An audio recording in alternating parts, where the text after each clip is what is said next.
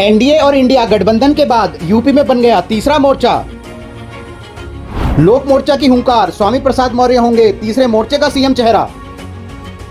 वंचितों को सत्ता में भागीदारी दिलाएगा लोक मोर्चा, जनसेवा दल के अध्यक्ष विनेश ठाकुर का ऐलान। 2027 में न्याय आधारित सरकार बनाएंगे, सभी सहयोगी 9 दलों की साझा घोषणा। उत्तर प्रदेश की सियासत में बड़ी हलचल। 2027 विधानसभा चुनाव को लेकर नया समीकरण सामने आया है। पूर्व कैबिनेट मंत्री स्वामी प्रसाद मौर्य बन गए हैं तीसरे मोर्चे के मुख्यमंत्री पद के उम्मीदवार। लोक मोर्चा नाम के इस नए गठबंधन को जनसेवा दल के अध्यक्ष विनेश ठाकुर सहित 9 दलों का मजबूत समर्थन मिला है। लखनऊ के होटल पैराडाइज में गुरुवार को उस समय राजनीतिक हलचल तेज हो गई जब पूर्व मंत्री स्वामी प्रसाद मौर्य ने लोक मोर्चा की औपचारिक घोषणा कर डाली। 9 दलों के साझा मंच से बना यह गठबंधन अब 2027 के चुनाव में सामाजिक न्याय और वंचितों की हिस्सेदारी के मुद्दे पर मैदान में उतर चुका है। स्वामी प्रसाद मौर्य ने कहा, मैं किसी पद की लालसा से नहीं बल्कि बहुजन समाज के अधिकारों की रक्षा के लिए राजनीति में आया हूं। लोक मोर्चा सामाजिक न्याय की सबसे बड़ी आवाज बनेगा। इस प्रेस कॉन्फ्रेंस में जनसेवा दल के राष्ट्रीय अध्यक्ष विनेश ठाकुर ने बड़ा ऐलान किया। उन्होंने स्वामी प्रसाद मौर्य को गठबंधन का मुख्यमंत्री चेहरा घोषित करते हुए कहा कि अब वंचितों को उनकी हिस्सेदारी मिलकर रहेगी। विनेश ठाकुर ने कहा, हमारी लड़ाई सपा, भाजपा, बसपा और कांग्रेस की ओबीसी विरोधी नीतियों के खिलाफ है। अब आरक्षण और अधिकार के नाम पर धोखा नहीं चलेगा। स्वामी प्रसाद मौर्य हमारे सीएम चेहरा होंगे। कार्यक्रम में मंच साझा करने वाले अन्य नेताओं ने भी साफ कहा कि यह लड़ाई सत्ता की नहीं, सम्मान और अधिकार की है।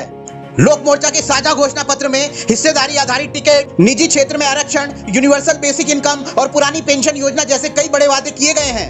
अब देखना यह होगा कि क्या नया गठबंधन उत्तर प्रदेश की राजनीति में नया संतुलन बना पाएगा या फिर यह सिर्फ एक प्रयोग बनकर रह जाएगा। तो स्वामी प्रसाद मौर्य और विनेश ठाकुर समेत 9 दलों के सहयोग से बने इस तीसरे मोर्चे से उत्तर प्रदेश की राजनीति को नया मोड़ देने की तैयारी में है। क्या लोक मोर्चा बन पाएगा थर्ड फ्रंट का मजबूत चेहरा? क्या वंचितों की यह आवाज सत्ता तक पहुंचेगी? अगले चुनाव तक इन सवालों के जवाब मिलने बाकी हैं। बने रहिए विधान केसरी के साथ।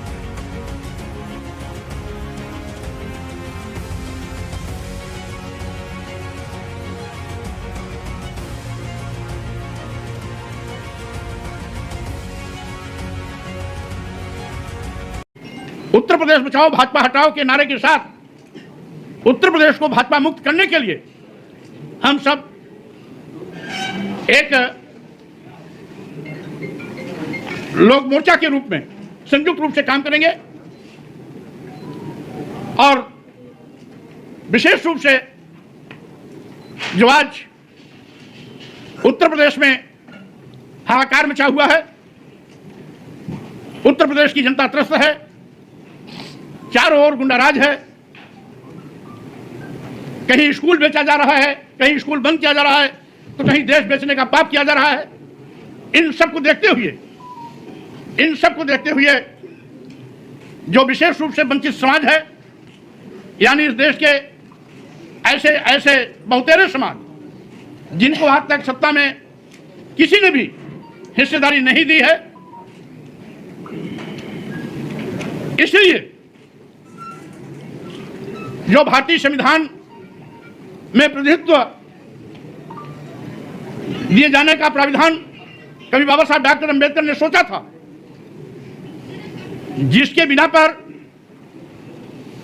सामाजिक परिवर्तन के महानायक मानवर कांशीराम जी ने एक स्लोगन दिया था, जिसकी जितनी संख्या भारी उसकी उतनी हिस्सेदारी के रास्ते चलते हुए हम समाज के सभी वंचित उपेक्षित समाज को कोशिश करेंगे सत्ता शासन में हिस्सेदार बनाकर हुक्मरान बनाने का, सम्मान स्वाभिमान के साथ जीने का, प्रदेशवासियों को अवसर देने का पाने वाले के बावजूद भी नॉट फाउंड सुटेबल कह करके आज जाति द्वेष भावना से प्रेरित होकर के सरकार दलित आदिवासी पिछड़े समाज के साथ दोहरा चरित्र अपना रही है।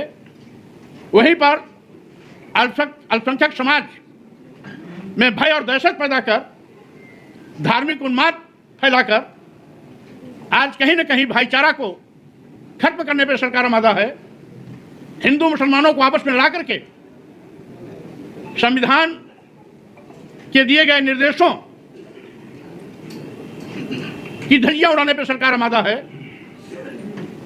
इसके साथ ही साथ अभी